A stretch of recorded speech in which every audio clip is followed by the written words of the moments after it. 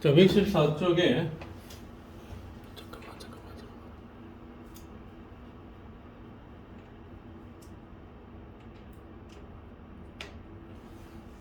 114쪽의 주기율표. 주기율표는 지금 우리가 알고 있는 주기율표는 자네들이 통합과학 시간에서 주기율표에 대해서는 일부 배우긴 했거든.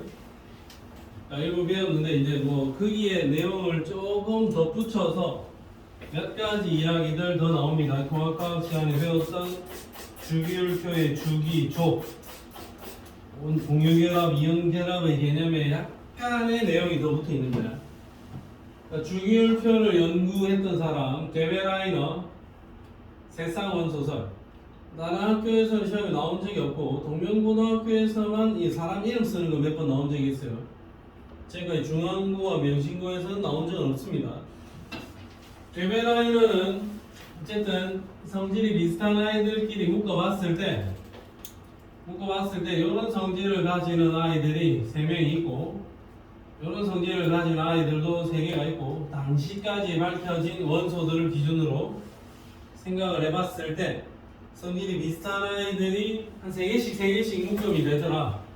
그래서 데베라이너 이거 세쌍원소설이라고 이름을 붙였어요.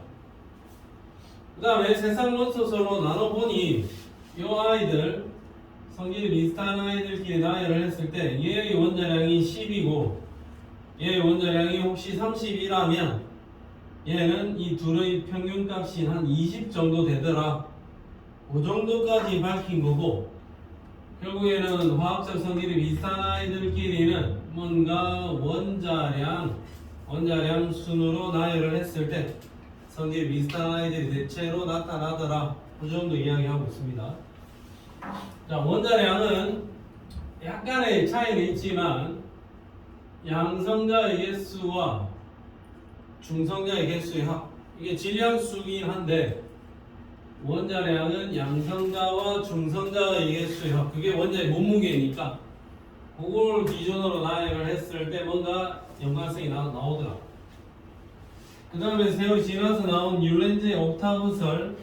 옥타브 이 사람도 원자량 순으로 나열을 했을 때 8번째마다 원자량 8번째마다 화학적 성질이 비슷한 아이들이 등장을 했다. 원자량 순으로 나열을 했다라는 거.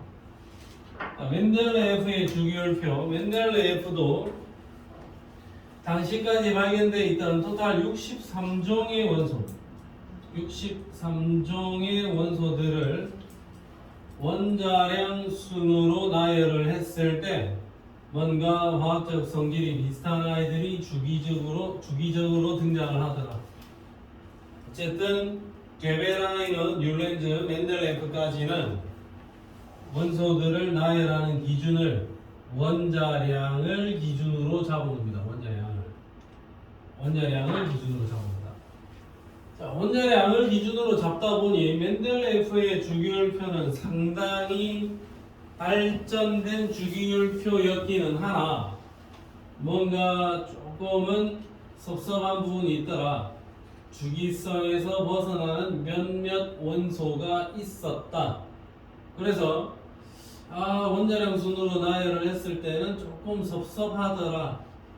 그래서 멘델레프의 주기율표는 원자량 순으로 일괄적으로 나열을 하다가 일괄적으로 이렇게 나열을 했단 말이에요. A, B, C, D, E, F. 그 다음은 G를 써야 되는데 G가 왠지 요 둘이 성질이 비슷하지 G가 요 자리에 들어왔을 때는 뭔가 안 맞더라 이거죠. 구색이.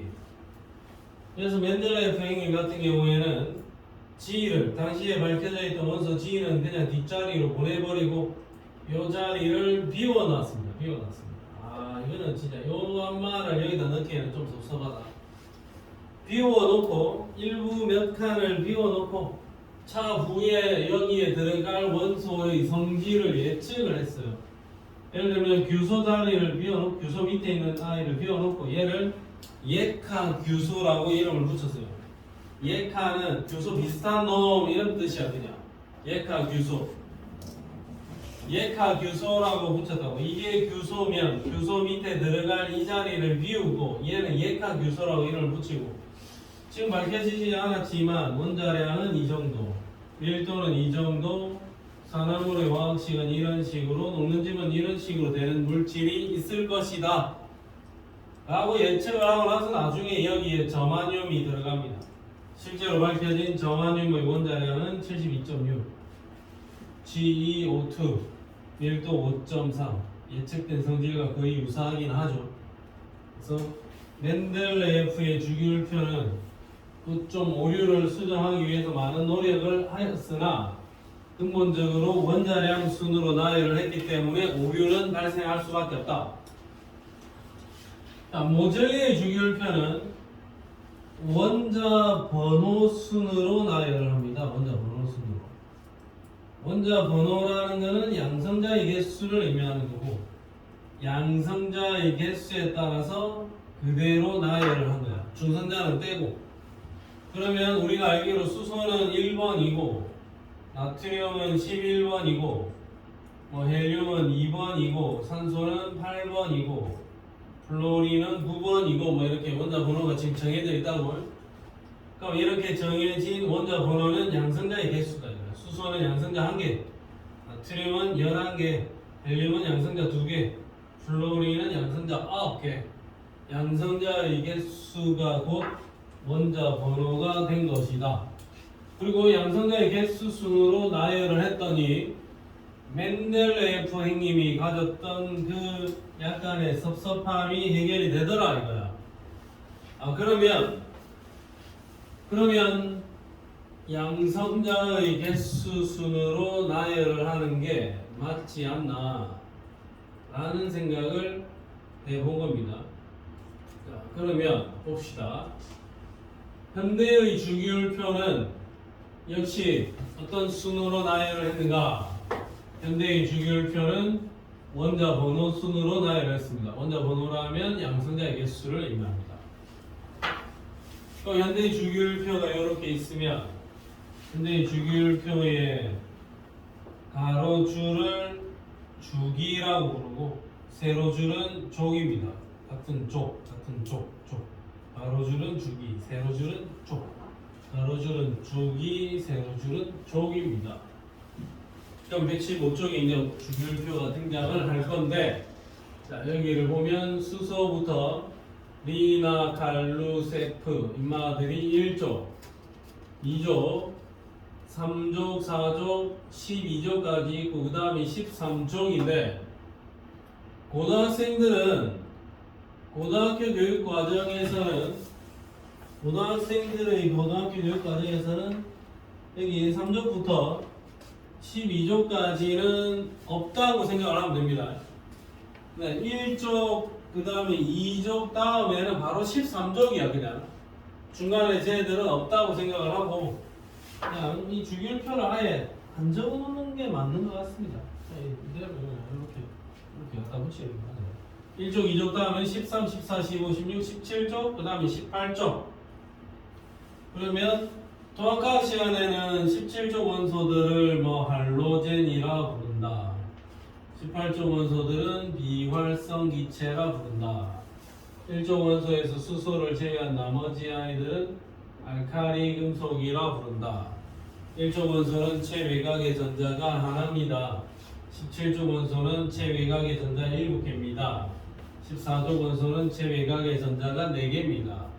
그래서 뭐 저쪽에 있는 이 아이들은 금속이고 저쪽에 있는 이 아이들은 비금속이고 금속과 비금속이 만나면 공유결합을 형성하게 될 거고 무슨 소리? 이온결합을 형성하게 되고 비금속과 비금속이 만나면 공유결합을 형성하게 됩니다. 공유결합은 전자쌍을 공유해서 옥텟 규칙을 만족하는 거고 이온결합은 전자를 주고받음으로써 옥텟 규칙을 만족하는 겁니다.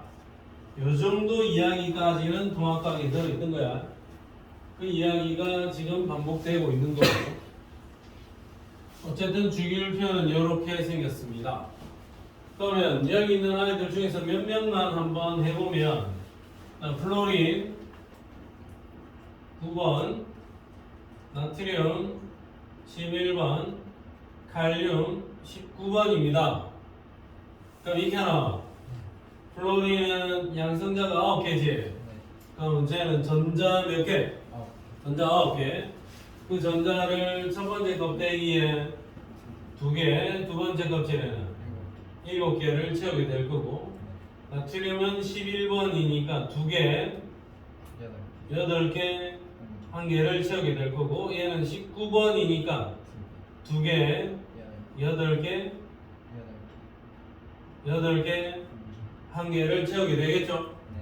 자, 이건 우리가 또 2단원에서 배웠잖아요. 전자 배치하는 거. 그러면 이 플로린 같은 경우에는 지금 이 위치다. 2죽이죠? 2죽이 17쪽이제. 2죽이니까 껍질이 2껍질. 17쪽이니까 체외곽의 전자가 7개. 나트륨은 저쪽에 있는데 쟤는 3죽이 1쪽 원소입니다. 3죽이니까 3껍질. 1쪽이니까 제일 바깥쪽 껍질에 전자 하나. 그 다음에 칼륨은 저기 있는 저 칼륨은 4죽이 1쪽 원소.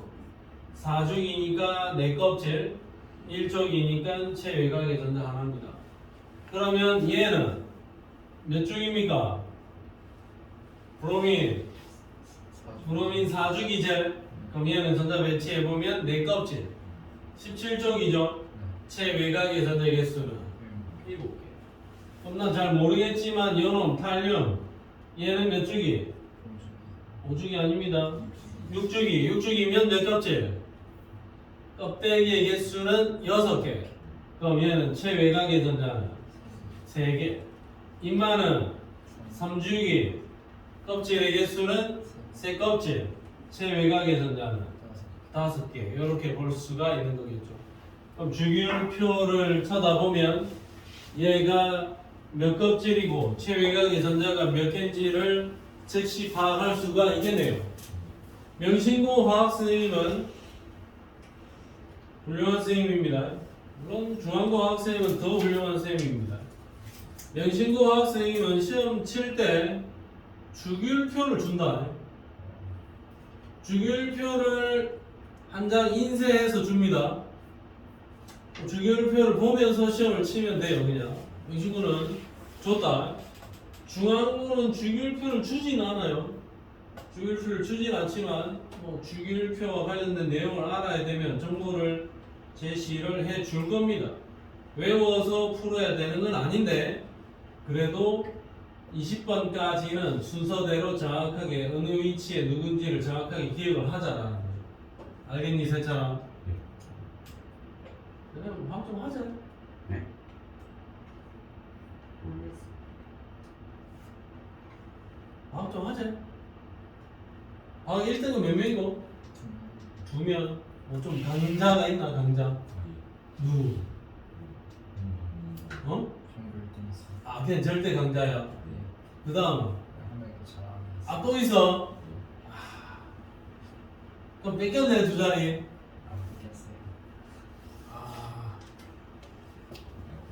절대 강자 2명 있어. 좀 이번에도 1등급 한번 가져와 봅시다. 1학기 때 1등급은 우리 학원에서 다 가져왔는데 이번에도 가져와라. 네. 2개. 이 친구 과학 1등급 4자리 우리가 독식합시다. 근데 1학기 때는 걔 공복수 잘하네 1등급 못 가져갔잖아. 전 종교 활동이 걔가 일단 화학은 1등급 못 가져갔다고. 아니 우리 지금 저희 학교 종교 활동 있어요. 너가 하는데? 너가 팀에? 정리들 박준서가 우리 전체가 좀 중앙고는 1등급이 몇 명이고? 이때 1학년까지 합치면 1등 엄청 비쌉니다. 어? 2명? 우리가 2개를 가져오자. 알겠죠? 너는 이번에 화학팀에 좀 센 애들 있나? 아 그래?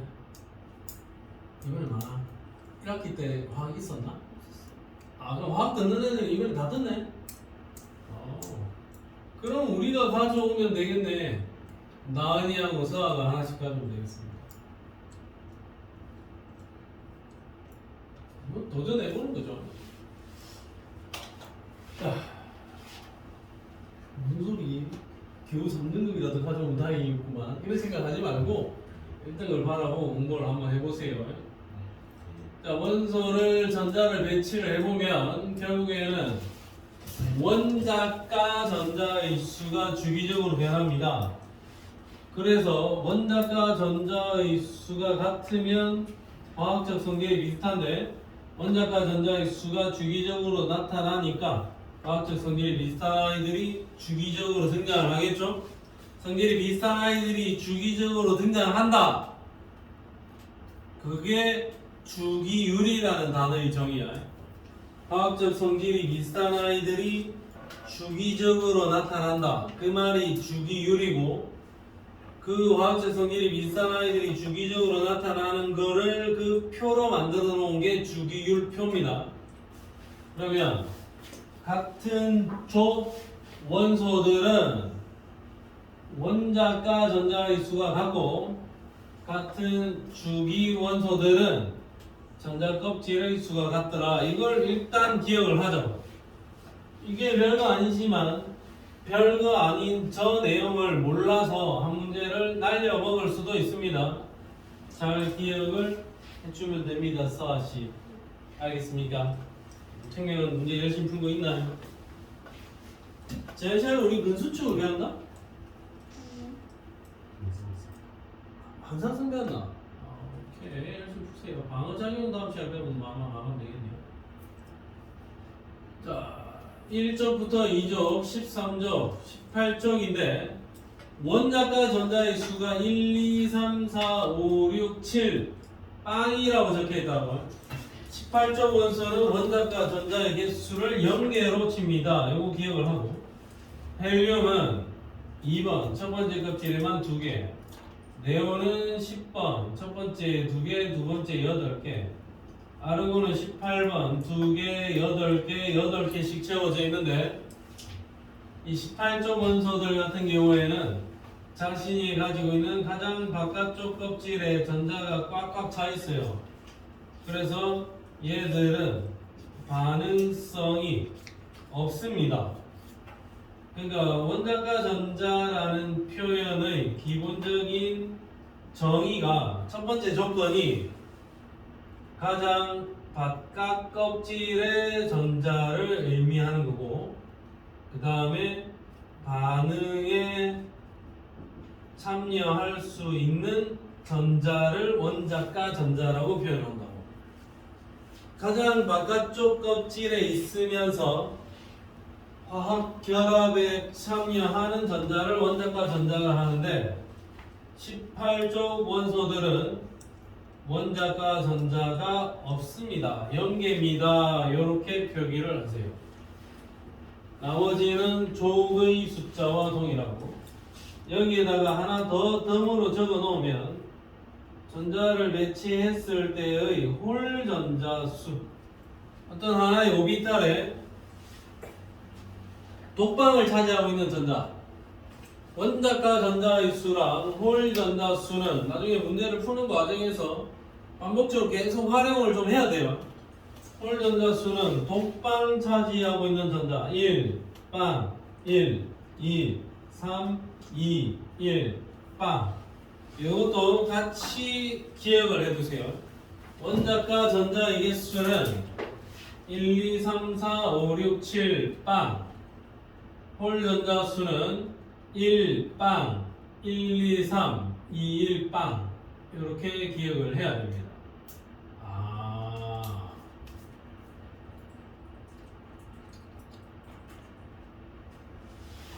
자, 오케이. 뒷페이지로 가보겠습니다. 그러면 결국에는 과거에는 이것도 서술형으로 나왔어요. 주기율이 나타나는 까닭이 뭐냐? 주기율이 나타나는 까닭. 주기율이 나타나는 까닭은 결국에는 화학적 성질을 결정하는 원자과 전자의 개수가 주기적으로 변하기 때문입니다. 원자과 전자의 개수가 1, 빵, 1, 빵, 1, 2, 3, 4, 5, 6, 7, 빵, 1, 2, 3, 4, 5, 6, 7, 빵. 원자과 전자의 개수가 주기적으로 변하니까 화학적 성질이 비슷한 아이들도 주기적으로 나타납니다. 이거 서술형으로 나오면 이건 좀 조금 어렵다. 차라리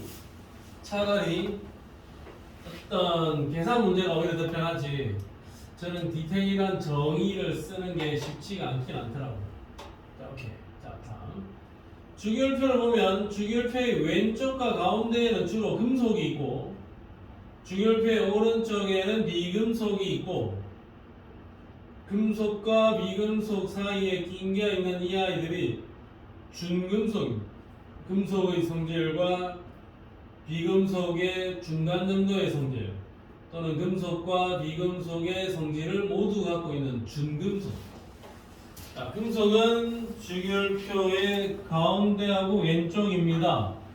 금속은 양이온이 되기가 쉽고 웬만하면 고체 상태고 열과 전기 잘 통하는데 열과 전기가 잘 통하는 이유는 자유전자가 있기 때문입니다.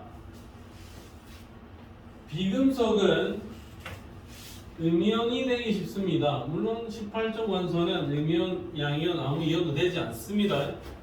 근데 비금속 중에서도 수소는 양이온이 될 수도 있고 음이온이 될 수도 있습니다. 전자를 얻어서 음이온이 되기 쉬운 게 비금속인데 수소는 비금속이지만 수소는 양이온이 될 수도 있다. 근데 금속은 무조건 양이온입니다. 음이온 되는 아이는 절대로 없습니다. 금속은 무조건 양이온. 비금속은 수소를 제외하고는 싹 다 음이온 됩니다. 열과 전기 안 통하고 브로미인은 액체 상태인데 보통 기체나 고체를 존재한다. 금속과 비금속의 중간적인 성질 또는 양쪽의 성질을 모두 갖는 아이들이 준금속입니다. 금속의 준. 그 다음에 밑으로 가봅시다. 아우! 알카리 금속, 수소 제외한 일조 원소. 수소는 제외다. 이거나 수소는 제외인데 저거 수소 제외해야 되는 거를 깜빡하는 경우가 자주 있더라. 수소 제외한 일족 원소들이 알카리 금속, 알카리 토금속이라 부르는 얘들은 이족 원소를 부르는 별칭, 할로제는 17족 원소를 부르는 별칭, 비활성 기체는 18족 원소를 부르는 별칭입니다. 자, 요 정도까지. 자, 요 정도까지 하고 119쪽에 넘버 4 4번 문제 일단 스타트.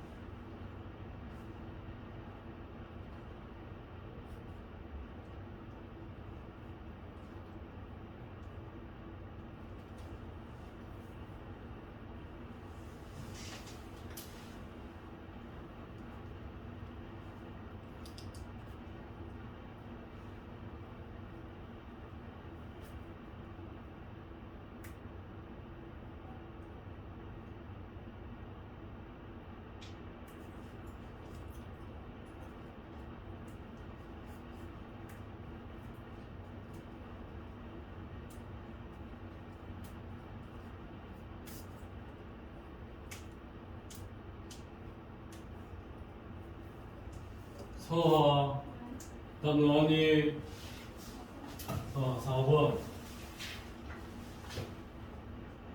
나은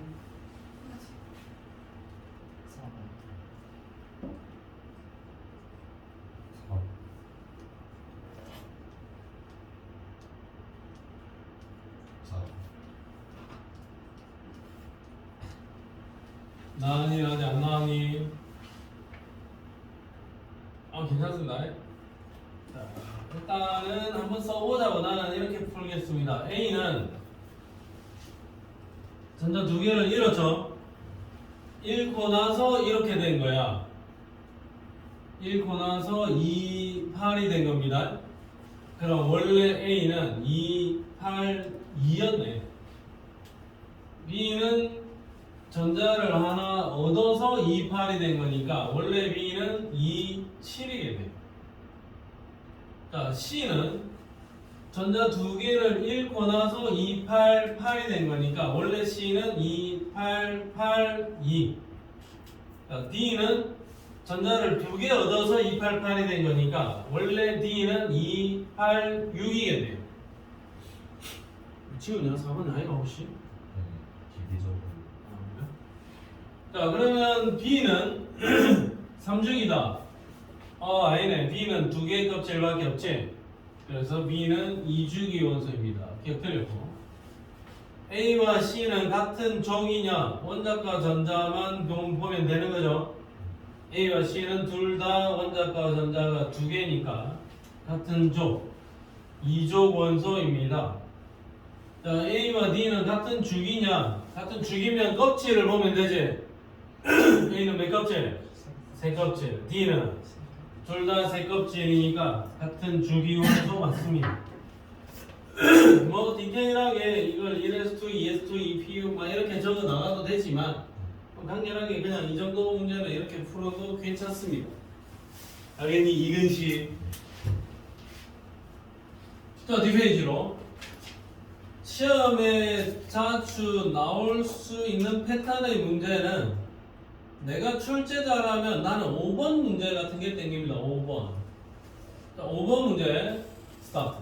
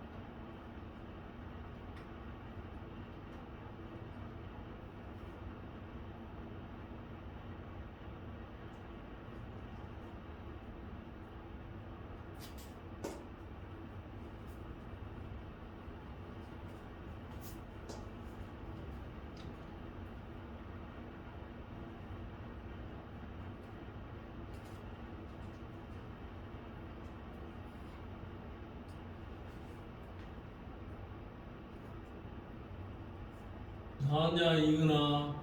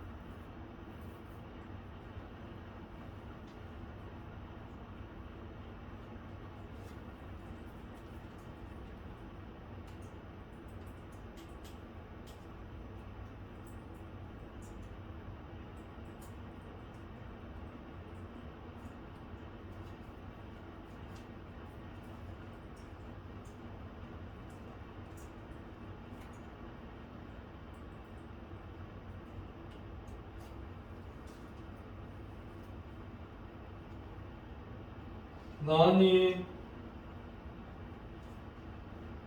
세찬이 나왔니? 소리 내야 대답. 소리 내야 대답할 줄 알지? 말할 줄 알지?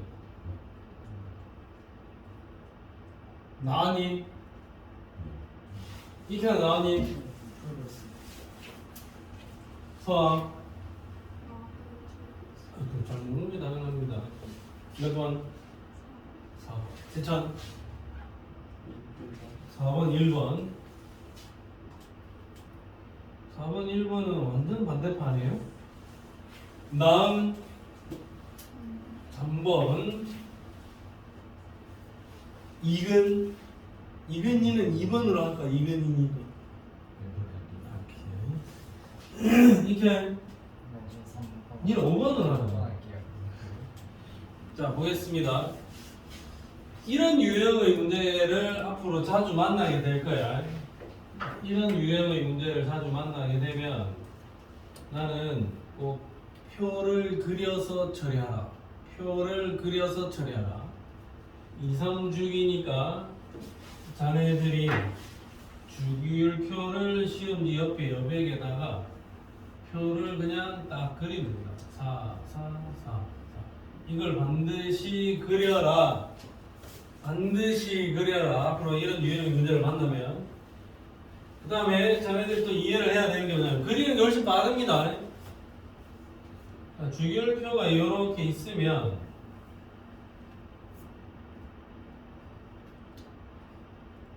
주기율표가 이렇게 있으면 여기 두 개, 앞에서부터 하나, 두 개를 이렇게 끊으면 뒤에는 하나, 둘, 셋, 넷, 다섯, 6개가 있다는 거예요. 그럼 뒤에 있는 6개의 칸, 얘는 P 오비탈의 블록이고 앞에 있는 두 칸, 여기는 S 블록이라고. S 오비탈, 얘는 P 오비탈이라고. 그러면 눈에 보이는 대로 여기 있는 두 칸 있죠? 요게 1S 오비탈의 전자 한 개, 두 개 채워지는 거고 여기 두 칸은 2S 오비탈의 전자 하나, 둘 여기에 하나, 둘, 셋, 넷, 다섯, 6개 이거는 2P 오비탈의 전자 6개 채우는 거고 여기는 3S 오비탈 여기 있는 6칸은 3P 오비탈 이렇게 전자를 채우는 거다 이거지. 앞에 두 개는 S 오비탈 뒤에 6개는 P 오비탈 이렇게 되는 거다. 그러면 나는 요 숫자 S 오비탈의 전자 수분의 P 오비탈의 전자 수를 다 써라 이겁니다. 그게 훨씬 더 빠르다. 그러면 1중이는 안 썼지만 여기 S 오비탈의 전자 두 개 들어갔지? 여기 몇 개? 3개. 3개째. 여기는 4개째다 이거야. 이해되냐 이거는? 여기서부터는 P를 채워 나가는 거니까 S 오비탈의 전자 수는 변함이 없어요. 근데 여기에 P 오비탈은 0개고 여기 0개야. 여기서부터 P 오비탈 하나를 채우는 거니까 이런 식으로 채워 나갈 거다 이거지. 여기 있는 P 오비탈의 전자 수가 1, 2, 3, 4, 5, 6. 이것도 표기할 필요도 없어요. 그냥 숫자만 이 조건에 맞게 S 오비탈 전자 수분의 P 오비탈 전자 수를 그대로 적자고 그 다음에 여기는 이제 다시 여기는 무슨 오비탈이고 S 오비탈이니까 P 오비탈은 변동사항 없지. S 오비탈이 4개였는데 여기에 5개, 6개 되겠죠. 그러고 나서 그 뒤로는 S 오비탈의 전자 수는 또 변함이 없잖아. 그 다음에 7, 8, 9, 10, 11, 12 이렇게 간다. 그럼 나는 저 칸을 다 채웠어요. 그러면 여기에 등장하는 아이들이 1.5, 1.5제 이거가 1이네. 요것도 1이네. 그 다음에 1.5는 요게 1.5고 요게 1.5네요. 딴 데 1.5 없지? 1.5를 4개를 다 찾아냈죠? 그 다음에 등장하는 힌트가 홀 전자수잖아요. 그러니까 홀 전자수는 1, 빵, 1, 2, 3, 2, 1, 빵 이렇게 되지 않습니까? 그러면 이 숫자가 1이면서 홀 전자 0개 얘는 얘 1이면서 0개 엄마가 A 1이면서 홀전자수 2개 얘는 얘가 B 1.5면서 홀전자 3개 얘가 C 1.5면서 홀전자 0개 이노마가 D겠죠. 아 그러면 얘가 A고 얘가 B고 얘가 C고 얘가 D다라는 위치가 정확하게 주기율표상에서의 위치가 명확하게 잡혔지. 그러면 A와 C는 몇 주기? 3주기 같은 주기 콜. A 원자과 전자 몇 개? 원자과 전자도 또 적어도 돼요. 1, 2, 3, 4, 5, 6, 7 빵. 원자과 전자의 수가 제일 많은 놈은 누구니? B. B가 몇 개? 6개. C는 5개. 제일 많은 놈은 B. 그럼 이건 틀렸죠? 금속은 몇 개? 미금속은 몇 개 돼 있는데 금속과 비금속을 물어볼 때는 대충 여기 경계로 세우면 돼. 세 칸까지. 앞쪽에 금속, 뒤쪽에 비금속. 일단 비금속 몇 개고? 3개. 그러면 답은 몇 번? 1번. 1번 누가 맞는 거고? 세차 맞는 건가? 아, 세차 이렇게 풀었지? 예. 훌륭합니다. 서도 이렇게 풀었지? 표 해가지고 숫자 딱 적어가면서. 표를 안 그렸어요. 표를 그려서 하는 게 시간이 오래 걸리지 않습니다. 생각보다 시간이 오래 걸리지 않고 보기를 해결할 때는 훨씬 더 시간을 단축할 수 있어요. 반드시 표를 그려가면서 푸세요. 반드시. 알겠습니까? 반드시 인정. 자, 오케이. 그럼 나는 이제 그런 문제를 내겠는데 그 이해의 문제들도 있다고요. 그 이해의 문제들도 있단 말이지. 자, 그러면 이런 문제는 어떻게 할 거냐? 123쪽에 일단 4번 문제 이런 거 어떻게 할 거냐?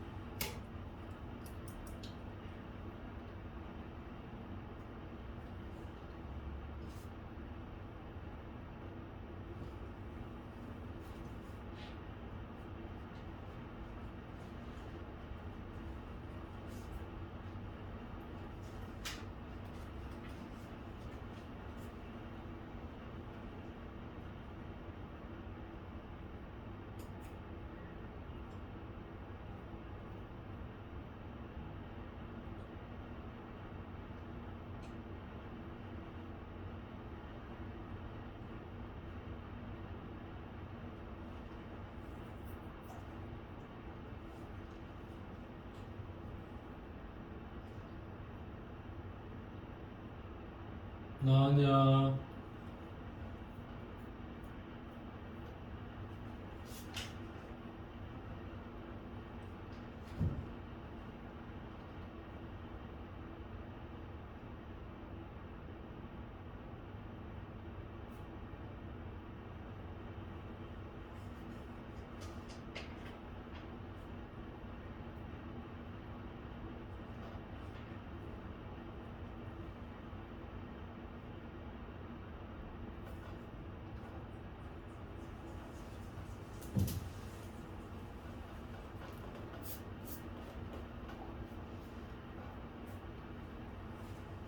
세찬이 답 나왔냐? 예.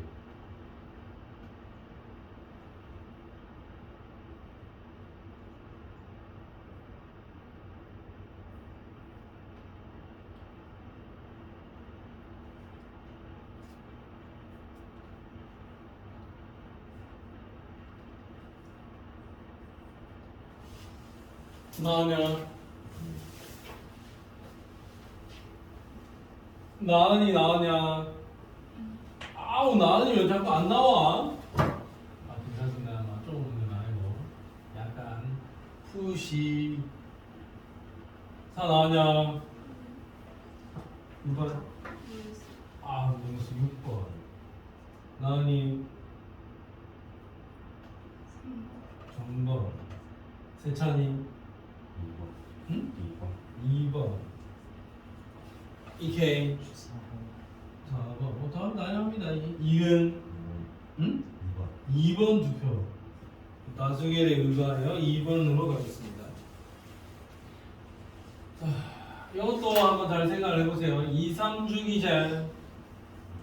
그러면 나는 그냥 이렇게 합니다. 나는 생각 없이 이거 뭐 생각하는 시간에 그냥 표를 그리고 있습니다. 그냥 생각하는 시간에 표를 그리고 여기에 P 오비탈의 전자의 개수죠.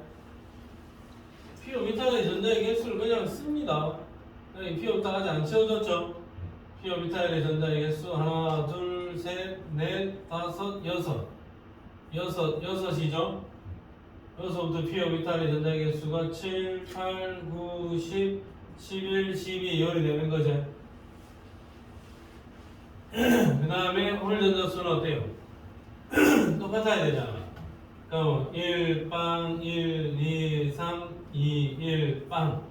홀 전자수를 적어보자고. 근데 P 오비탈의 전자의 개수는 다른데 홀 전자수가 같아야 되는 거죠. P 오비탈의 전자의 수는 얘보다는 얘가 하나 더 많고 얘보다는 얘가 더 많은데 1 큰데 이 박스 안에 있는 숫자는 1씩 더 큰데 홀 전자수는 같아야 된다. 그러면 이거네. 5 6 7 이거 말고는 없네. 이 정도는 쌤 그거 뭐 되게 바로 눈에 보이고 이 정도는 보여야죠. 뭐 90, 11 이건 아니다 이거. 4, 5, 6은 홀 전자수 다르잖아. 5, 6, 7밖에 없네요. 6, 7, 8 6, 7, 8가 안 되네. 5, 6, 7밖에 없어요. 그러면 5 얘가 x고 6 돼 있는 얘가 y고 7 돼 있는 이놈아가 z입니다. 그러면 2주기 원소는 몇 가지? 한 가지밖에 없어요. 기억보기 틀렸습니다. y는 이놈아하고 z는 이놈아입니다. y하고 z는 같은 쪽 아닙니다. 전기 잘 통하는 아이는 몇 가지? 전기 잘 통하는 아이 금속이죠. 금속이면 금속은 셋째 줄 앞까지. 금속 몇 가지? 두 가지. 답은 2번. 2번 누가 했냐? 이건이하고 세찬 2콤보 진행 중. 자, 그 다음에 저 뒤로 가서 문제 하나만 더 풀어야 됩니다. 저 더 없어요. 더 없는 거 알고 있습니다. 알고 있습니다. 여기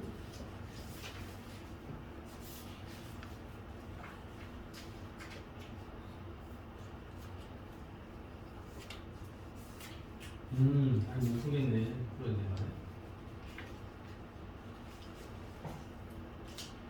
자, 오늘은 개념 설명 유효 핵전화를 마감을 하도록 하겠습니다. 여기까지만 해보겠습니다. 일단 문제는 뒷부분 저 뒤에 있는 문제들을 보니까 이 뒷챕터에 있는 내용들 몇 개를 알아야 풀 수 있는 문제가 나오겠네요. 우선 개념 설명부터 하겠습니다. 124쪽.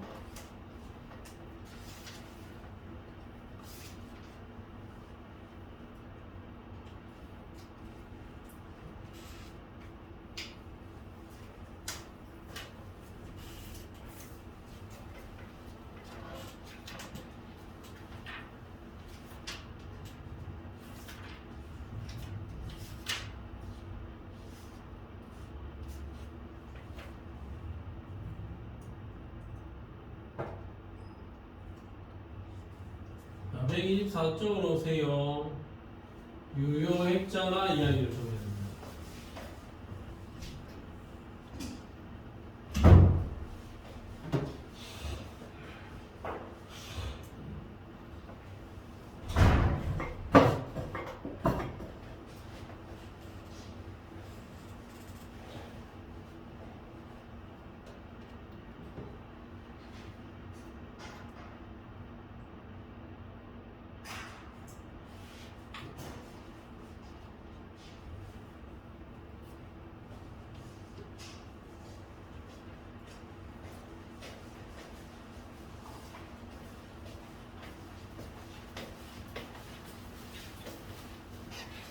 자, 유효액전화 살펴보겠습니다. 자, 유효액전화는 지금 화학은 1차 고사 시험 범위가 여기까지입니다. 주기적 성질 여기까지가 시험 범위고 이거보다 더는 진도 못 나갑니다. 절대로. 여기까지도 못 들어갔어요. 저번에 맹신거는. 자, 주기적 성질 중에서 첫 번째로 유효액전화가 나와야 되는데 유효액전화 어떤 전자가 바라보는 핵의 실질적인 세기 자체를 유효액전화라고 합니다. 유효액전화라는 것은 어떤 핵전화량 빼기 핵전화량을 방해하는 요소 Z 빼기 Z별 이렇게 표기를 할 수 있는데 우리 책에 등장하는 유효액전화는 전 세계 네다수의 화학책에서 제시하는 클리멘티와 맨센의 유효액전화를 사용합니다. 클리멘티와 맨센의 유효액전화 데이터를 사용하고 나는 뭐 이 데이터를 굳이 따지진 않을 겁니다. 굳이 따지진 않을 거고 그냥 내 맘대로 대충 생각을 하면 이런 겁니다. 일단 수소가 있죠. 수소의 유효액전화를 한번 구해볼게. 수소는 양성자가 몇 개니? 하나. 전자 몇 개? 하나. 그러면 이 전자가 바라보는 핵의 파워 그게 유효액전화야. 혼자 핵이 플러스 1짜리인데 그 옆에 돌아다니고 있는 전자가 핵을 쳐다보겠죠? 그럼 저 전자가 보기에 핵이 얼마짜리로 보이느냐? 얼마짜리로 보이겠습니까? 플러스 1짜리로 보이겠죠? 이 전자가 느끼는 유효핵 전하는 플러스 1입니다. 수소의 유효핵 전하 얼마? 1. 그 다음에 수소 다음은 헬륨이 있습니다. 헬륨은 핵 전하량이 플러스 2. 전자가 몇 개 있노? 2개가 있죠? 그러면 수소의 핵 전하는 1이고 헬륨은 요 전자가 바라보는 핵의 파워 그게 얼마입니까? 플러스 2겠죠? 1이야 2인가? 자 2로 보이겠지. 얘는 얘를 볼 때 2로 보이겠지? 지금 이 상황 같으면 이 전자가 핵을 볼 때 얼마짜리로 보이니? 2짜리로 보이잖아. 그럼 얘가 플러스 2인데 내가 여기서 보고 있었는데 내 말고 한 명 더 있죠? 내 말고 한 명 더 있는 이 전자도 원자핵 주변을 돌아다닐 거란 말이야. 그럼 내 말고 혹시 다른 전자가 여기를 지나가는 순간이라면 내가 볼 때 핵이 보입니까? 안 보이죠? 그럼 이 순간만큼은 이 전자가 느끼는 핵의 파워가 얼마나? 0밖에 안 돼요. 아예 완전히 통으로 가렸어. 안 보여 핵이. 내 말고 이 전자가 지나갈 때는 나는 핵이 안 보인다 이거야. 그때는 0이야. 그럼 이 전자가 지나가고 나면 얼마짜리? 2로 보이겠죠? 그럼 전자가 이 앞에 있으면 이렇게 반은 보이고 반은 안 보이잖아. 이 순간에 핵 전하량은 플러스 0.7 1.7이나 1.5나 이렇게 되겠죠. 그럼 결론은 내 말고 다른 전자가 존재함으로 인해서 내가 핵을 쳐다보는 걸 방해를 하죠. 나 말고 다른 전자가 내가 핵을 쳐다보는 것을 방해한다. 그게 가레오마키 효과입니다. 다른 전자 때문에 내가 쳐다보고 있는 핵의 세기가 약해졌죠. 그러니까 내 전자와 내가 바라보고 있는 원자 핵 사이의 인력이 약해지는 거예요. 전홍 때문에 핵이 좀 더 약하게 느껴진다고.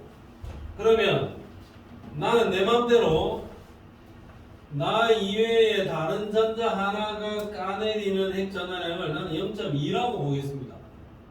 그러면 이 헬륨에 있는 이 전자가 바라보는 핵의 파워는 얼마? 플러스 1.8이다 이거죠. 그럼 이 전자가 바라보는 핵의 파워는 얘도 뭐다? 1.8이죠. 왜냐면 얘가 가려먹을 거니까. 그럼 어쨌든 헬륨의 유효 핵전화는 얼마? 1.8. 알겠습니까? 나는 어제부로 학원을 접어야 될 뻔했어.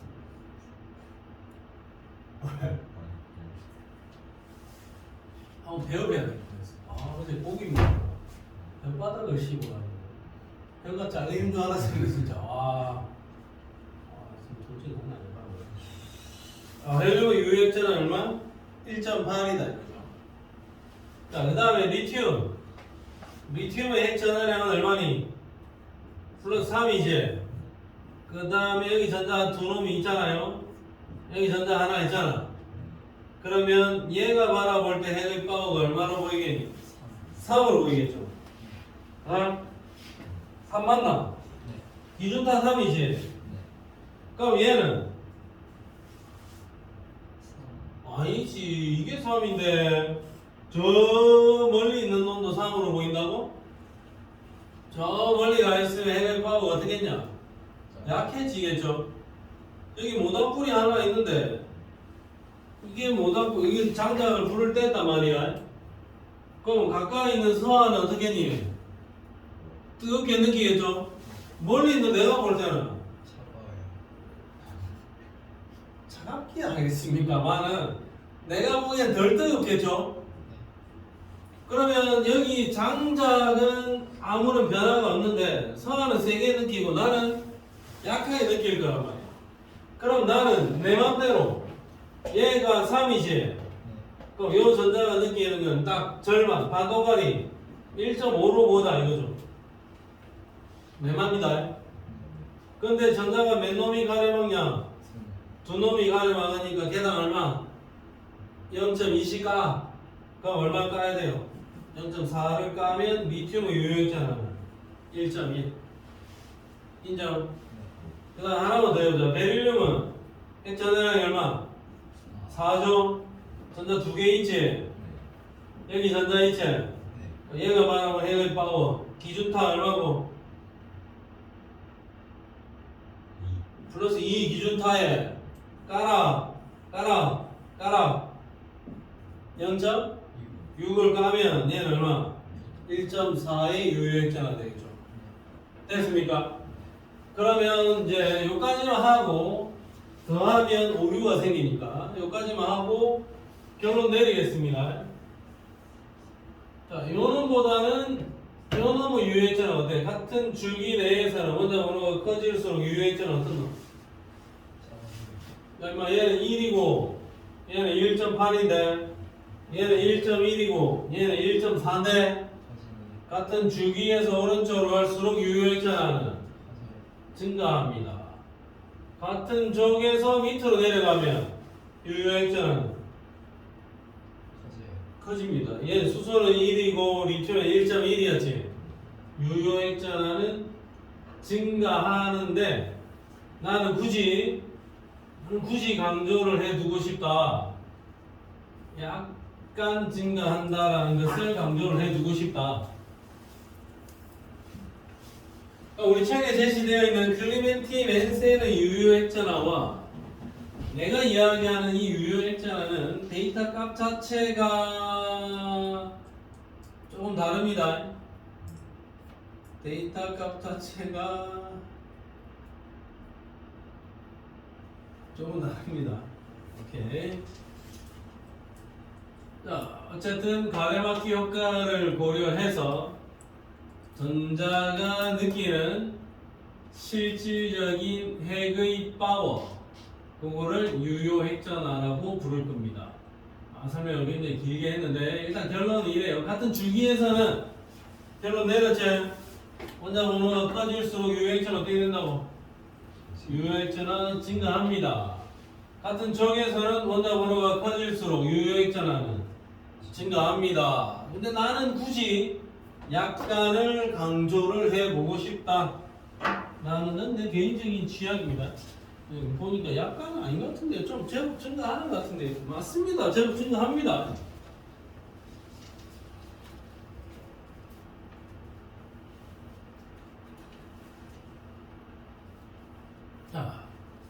같은 주기, 같은 족에서는 이렇게 됩니다까지를 강조하는 게 지금 이 첫 페이지야. 자, 그 다음으로 이제 주기적 성질 중에서 처음으로 등장하는 이제 원자 반지름을 봐야 되는데, 원자 반지름이 어떤 게 원자 반지름이냐? 원자 반지름은 우리가 직접 측정을 할 수가 없다 이거죠. 원자 반지름은 전자가 어디까지 돌아다니고 있느냐, 전자의 활동 범위가 원자 반지름의 끝이거든.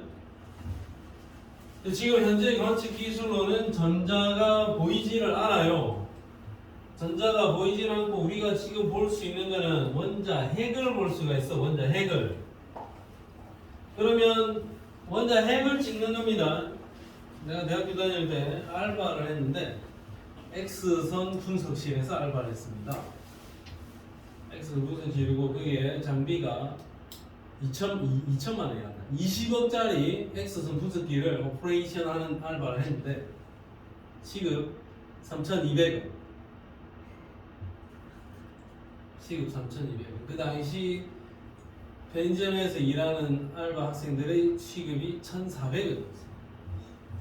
1,400원, 1,200원인데 나 3,200원 받고 일을 했는데 거기에 X 분석을 해보면은 그 분말로 되어 있는 샘플에 그 정성 분석 플러스 정량 분석을 진행을 하는데 그 XRF 사진을 찍어보면 그 입자들을 곱게 갈아가지고 샘플통에다 넣어서 오퍼레이션을 한단 말이야. 돌린단 말이야, 기계를.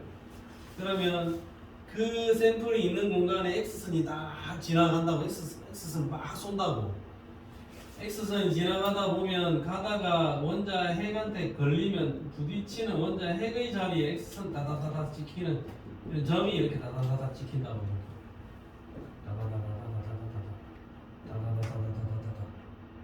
점이 찍히면 나는 이제 뭘 하냐면은 내가 하는 게 아닙니다. 기계가 알아서 합니다. 컴퓨터가 알아서 하는데 점과 점 사이를 연결을 해서 반동가리를 낸 다음에 여기에 이렇게 정확하게 이 원자들을 이렇게 그려내 줍니다. 그러면 내가 하는 건 아니지만 걔가 이 정확한 원자 반지름을 측정까지 또 해줘요. 그리고 X선 분석에서 반지름이 정확하게 측정이 되면 얘가 대충 어느 원소라는 걸 또 컴퓨터 데이터베이스에서 추정을 해줘. 그러면 이 샘플 속에 뭐가 있습니다 하면서 다다다다 보고서를 작성해서 결론을 내가지고 사람한테 주면 그 사람이 그냥 가져가는 겁니다. 데이터 결과를. 나는 시급 3,200원을 받았지만 그 사람은 그 정도 오퍼레이션 해서 한 20종의 원소 분석을 해가려면 80만 원 정도 돼야 됩니다.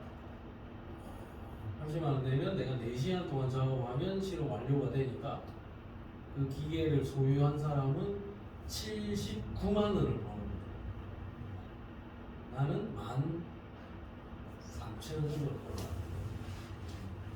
그러니까 이렇게 원자 핵과 원자 핵은 잡는데 전자는 못 잡는단 말이야.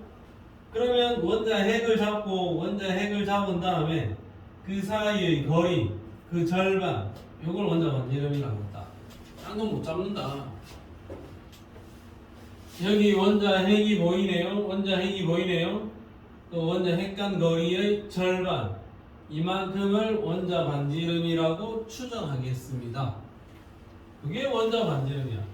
두 원자 핵 간 거리의 절반입니다. 핵 사이의 거리의 절반을 원자 반지름이라 할 겁니다. 자, 그러면 우리가 이게 원자 반지름이 이런 거다라는 게 중요한 게 아니고 우리가 알고 있는 원자 반지름의 주기성이 어떻게 되느냐 이걸 봐야 되는데 지금부터 자네들이 잘 생각을 해야 되는 이유가 답변해야 되는 게 뭐 때문에 그랬노 하면 유효핵 전하 아니면 전자 껍질의 개수 때문입니다. 이렇게 답변을 하면 돼요. 이 둘 중에 하나야. 자, 그러면 이주기 원소 리베비CNO NF 네가 있습니다. 그럼 리베 BC ON오픈의 원자 번호가 증가할수록 원자 반지 이름은 어떻게 됩니까? 라고 물어보면 결론은 원자 번호가 커질수록 반지 이름은 작아진다 합니다.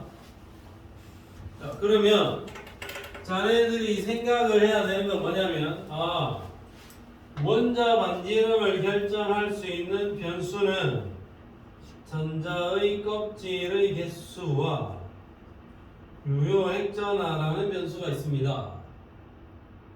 근데 리베 BC NOP네 얘네들은 모두 다 이주기 원소고 얘네들은 모두 다 껍질이 두 개의 껍질만 가지고 있습니다. 모두 다. 그러면 얘네들의 원자 반지름을 결정을 할 때 껍질의 개수는 변수가 아닙니다. 동전가요. 그러면 여기서 리베 BC NOP네 같은 주기 내에서 오른쪽으로 갈수록 이거나 유효 핵전화가 어떻게 됐노? 증가했지? 자, 유효 핵전화가 크다라는 것은 전자가 느끼는 핵의 파워가 센 거지? 그럼 전자가 느끼는 핵의 파워가 세면 우리가 저 원자 핵한테 강하게 붙잡혀서 끌려 들어가 있겠냐? 아니면 좀 멀리 돌아다니면서 도망다니겠냐? 핵의 파워가 세면 전자들이 가까이 붙잡혀 있을 거고 이 핵의 파워가 세면 전자들이 요 정도 영역을 벗어나기가 어려울 거고 이 핵의 파워가 약하면 전자들이 좀 멀리서 돌아다닐 수 있을 거다 이거지. 그러면 오른쪽으로 갈수록 유효 핵전화가 증가하죠. 그러면 원자 핵이 잡아당기는 힘의 세기가 어떻노? 커지지. 그러면 반지름은 작아지다. 그럼 리튬보다는 베릴륨이 어떻다? 더 작아. 베릴륨보다는 붕소가 더 작고 탄소가 더 작고 질소가 더 작고 산소가 플로린이 네온이 더 작다 이겁니다. 그러면 리튬이 있고 베릴륨이 있다. 붕소가 있다. 탄소가 있다. 리베 BC로 갈수록 원자 반지름은 어떻다? 작아진다 이겁니다. 작아진다. 그러면 이 주기율표상에서 얘보다는 그 오른쪽에 있는 아이가 어떻다? 더 작습니다. 뭐 때문에? 유효 핵전화가 커졌기 때문입니다. 인정? 그러면 같은 주기에서는 원자 번호가 증가할수록 유효 핵전화가 증가하기 때문에 인력이 세지게 될 거고 인력이 세지니까 전자를 강하게 붙잡을 겁니다. 그래서 반지름이 작아집니다. 컬. 자, 그 다음은 같은 족에서는 어떻게 될 거냐? 같은 족에서는 리튬, 나트륨, 칼륨 이 마들이 같은 족 아닙니까? 그래서 내가 이거 약간 증가를 강조하고 싶다라고 했지. 이 약간 증가가 뭔데 이게? 뭐가 약간 증가하는 거고? 이거 지금 내가 뭘 적어놓은 거야 이거? 유효 핵전화 적어놓은 거잖아. 그러니까 밑으로 내려가면 유효 핵전화가 증가는 하죠. 근데 얼마나 증가? 약간 증가할 거야. 그럼 원자 반지름을 결정하는 변수는 껍질 수하고 유효 핵전화라 했는데 유효 핵전화는 약간 증가하지. 이건 큰 영향을 못 미쳐요. 한 껍질 늘어나는 거 있지. 이게 굉장히 절대적인 변수가 되는 거야. 한 껍질이 더 많아진다. 이거는 유효 핵전화로는 극복을 할 수가 없습니다. 그러면 리튬이 이만하지. 그러면 나트륨은 더 크고 칼륨은 더 크다 이겁니다. 왜? 리튬은 껍질이 두 껍질이고 나트륨은 세 껍질이고 칼륨은 네 껍질이라 했잖아. 껍질 수가 많아지면 반지름은 확실히 커집니다. 그러면 요놈보다는 요 밑에 있는 놈의 크기가 어떻다? 크다. 요놈보다는 그 위에 옆에 있는 놈이 작다. 요놈보다는 요놈이 크다. 이렇게 돼야 됩니다. 그러면 주기율표 상에 이 네 명의 원소들이 있다면 요거보다는 요거 요 둘 사이의 크기는 뭘로 비교해야 됩니까? 무슨 이유로 비교를 해야 되는 거야? 유효했잖아. 둘 중에 하나 대답하면 돼. 이거 이유가 뭐라고? 유효했잖아. 이거보다는 이게 더 큽니다. 뭐 때문이고? 껍질수. 이거보다는 이게 작습니다. 뭐 때문이고? 유효했잖아. 이거보다는 이게 큽니다. 껍질수 때문에. 요놈보다는 얘가 큽니다. 껍질수도 많고 유효했잖아 면에서도 불리하지. 그럼 이 둘이는 이거보다는 이게 작고 이거보다는 이게 작지. 이거보다는 이게 크고 이거보다는 이게 크죠. 이 둘이 물어보면 어떻게? 저 둘이 관계를 물어보는 것은 반칙이다. 알겠죠?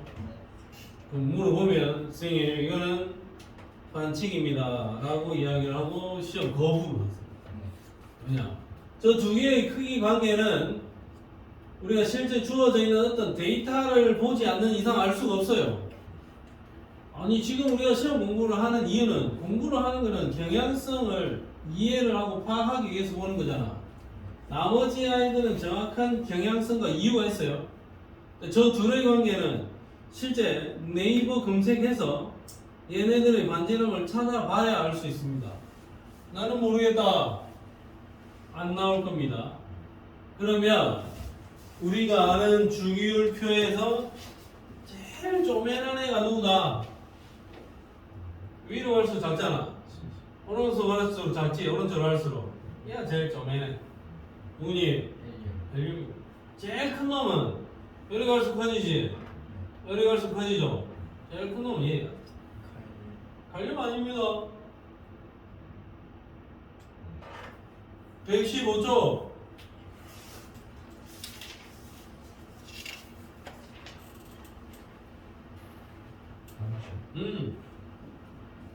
프랑스. 뭐야? 프랑스가 제일 큽니다. 러시아가 제일 큰 줄 알았는데 프랑스가 제일 크네요. 러시아는 그 루테늄이 러시아고 프랑스는 프랑스고. 왜? 아 루테늄은 진짜 러시아 맞다. 러시아. 프랑스는 프랑스에 딴 거고 그 아메리슘 있고 폴로늄 있고 나라 이름 붙어있는 주기율표 원소는 폴로늄, 우크라 이 정도? 코리아늄 있죠. 코리아늄 없습니다. 코리아늄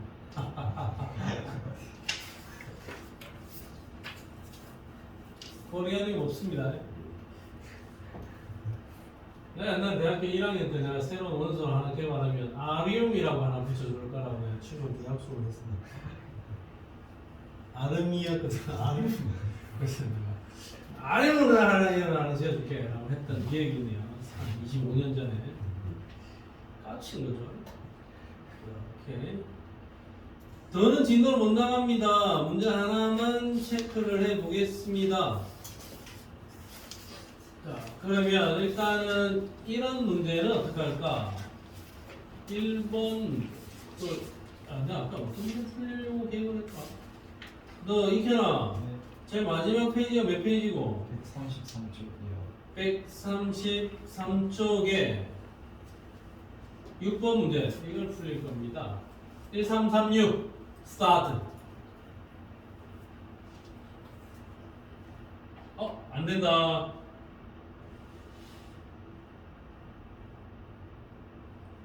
8번 문제.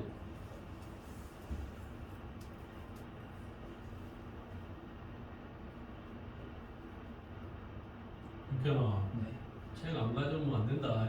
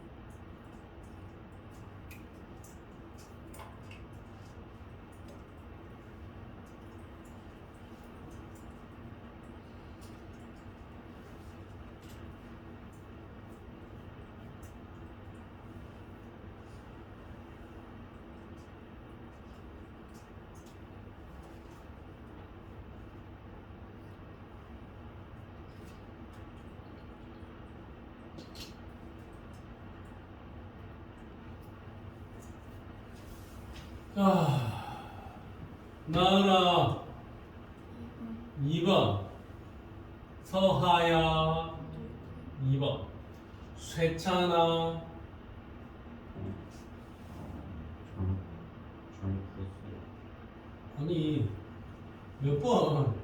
1번 이태아나 2번 이근아 2번 쇠찬아 네. 1번일 수도 있습니다. 혹시 모르니까 한번 보겠습니다.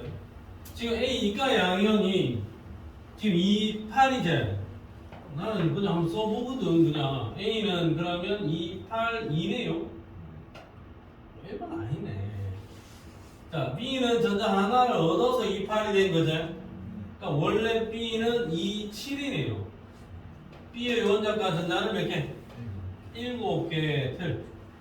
A와 B는 같은 주기냐? A는 몇 값질? 3값질. B는 2값질. 같은 주기 아닌 거죠. 원자 반지름은 A가 더 크다. 헐. A가 더 큰 이유는 보나 마나인데 일단 A는 여기쯤이지. B는 저짬시 아이가. 이거보다 이게 작죠? 여기 갈수록 어때요? 자꾸 작아지지. A는 훨씬 크고 B는 쪼매납니다. A가 B보다 월등히 큽니다. 인정. 정답 몇 번? 넘버 2. 자, 이거를 뒷부분에 있는 이 내용을 한 방에 다 처리를 할 수가 없어서 오늘 중간에 애매하게 끊습니다. 자, 다음 시간에 이온 반지름 설명하고 그 다음에 이온화 에너지 설명할 겁니다. 그 다음에 순차적 이온화 에너지까지 설명을 하면 1차 고사 시험 범위는 끝입니다. 끝. 까먹었잖아. 일단은 문제 푸는 거 할 수 있습니까? 세찬이 이거 화학을 좀 잘하네.